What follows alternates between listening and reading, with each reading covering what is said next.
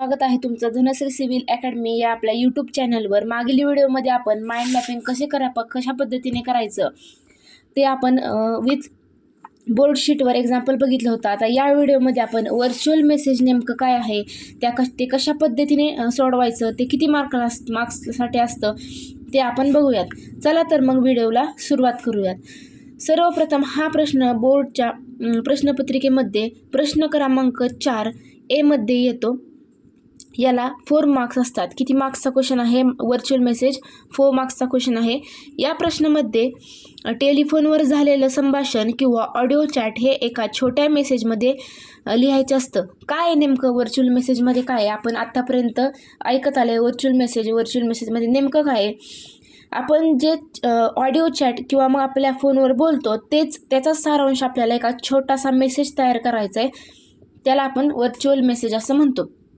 नंतरचा पॉईंट, जेव्हा आपण व्हर्च्युअल मेसेज लिहित असतो तेथे प्रथम डेट तारीख आली पाहिजे, नंतर टाईम म्हणजेच वेळ आला पाहिजे, ज्या व्यक्तीला आपण मेसेज लिहित आहोत त्याचे नाव, ज्या व्यक्तीला आपण मेसेज लिहित आहोत त्याचे तिथं नाव असले पाहिजे, मजकूर म्हणजे बॉडी, आणि शेवट ज्याने मेसेज पाठवला आहे त्याचे नाव। शेवटीला एंडिंगला काय लिहायचं आहे की ज्याने मेसेज पाठवला आहे त्याचं तिथं नेम आलं पाहिजे। नंतर म्हणजे व्हर्च्युअल मेसेज लिहिताना आपण फक्त महत्त्वाचे मुद्दे लिहायचे असतात, कोणत्याही नवीन माहितीची भर घालायची नाही। म्हणजे मित्रांनो, व्हर्च्युअल मेसेजमध्ये नेमकं मेन काय येतं तेच लिहायचं, दुसरी काही माहिती तर लिहायची नाही।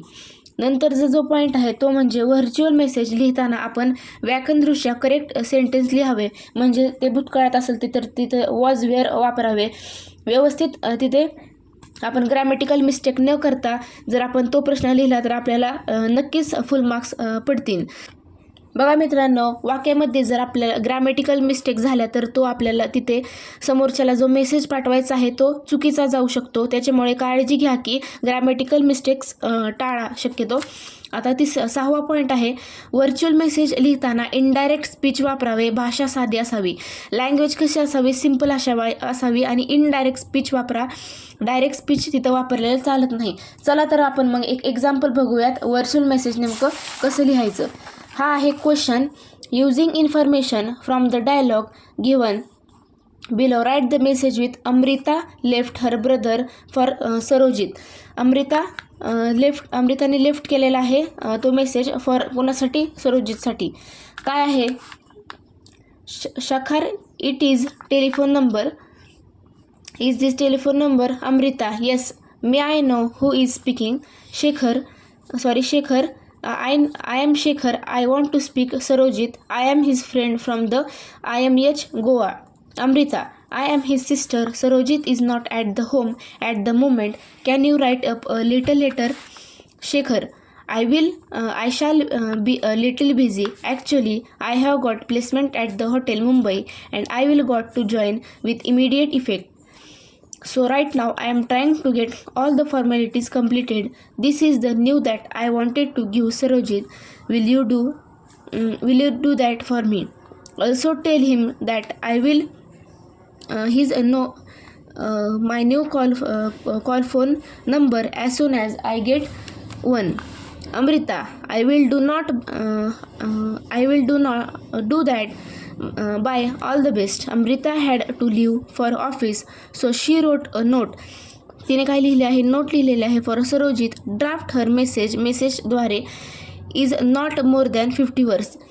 50 शब्दांपेक्षा जास्त आपला व्हर्च्युअल मेसेज नसला पाहिजे। व्हर्च्युअल मेसेज बघा काय आहे इथे, पहिल्यांदा काय लिहायचं आहे? डेट लिहायचं आहे, वेळ लिहायची आहे, नंतर आपण ज्याच्यासाठी मेसेज लिहिला आहे म्हणजे कोणासाठी? सरोजितसाठी लिहिला आहे अमृताने मेसेज, मग सरोजित तिथं नाव टाकायचं आहे। आता काय मेसेज कशा पद्धतीने लिहायचं आहे बघा। युअर फ्रेंड शेखरचा कॉल आला होता, call up to say that he has past वापरले, he has got placement in hotel Mumbai, he is at present busy getting all the formalities done, he said he would give you his new call phone number as soon as he gets it. नंतर आता बघा body कशी लिहिली, व्यवस्थित एकदम त्याचं summary लिहिली, अगदी 4-5 लाईन्समध्ये आपण व्हर्च्युअल मेसेजचं एडिंग केलेलं आहे. शेवट ज्याने कोणी मेसेज लिहिलेला आहे त्याचं तिथं नाव लिहायचं आहे, म्हणजेच अमृताने तो मेसेज तिथं राईट केलेला आहे.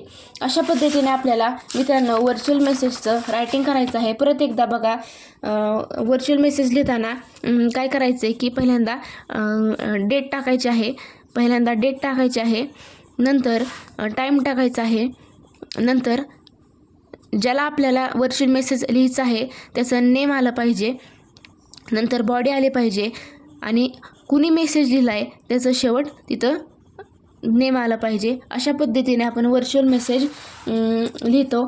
आधी डेट, नंतर टाईम, नंतर नेम, ज्याने पाठवलं आहे त्याचं नेम, नंतर बॉडी, नंतर ज्याला पाठवलं आहे त्याचं नेम आणि नंतर ज्याने पाठवले त्याचं नेम. अशा पद्धतीने आपण व्हर्च्युअल मेसेज या प्रश्नाला टॅकल करू शकतो.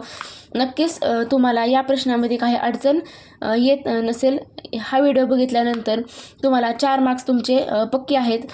बोर्ड पेपर्सला जाण्याआधी तुम्ही व्हर्च्युअल मेसेज हा प्रश्न टॅकल करणार आहेत का हे ठरवून नक्की जावा. करणार असाल तर त्यात काही चुका किंवा मग काही त्यात नवीन ॲड करणार आहात किंवा मग ते कशा पद्धतीने सोडवायचं हे नक्की बघून जावा, जेणेकरून तुम्ही तिथं बोर्ड पेपर लिहित असताना तुम्हाला कन्फ्युजन होणार नाही आणि तुमचा वेळ वाचन. अशाच नवनवीन व्हिडिओ तुम्हाला मिळण्यासाठी चॅनलला लाईक, शेअर, सबस्क्राईब नक्की करा. And best of luck your board exam. Thank you.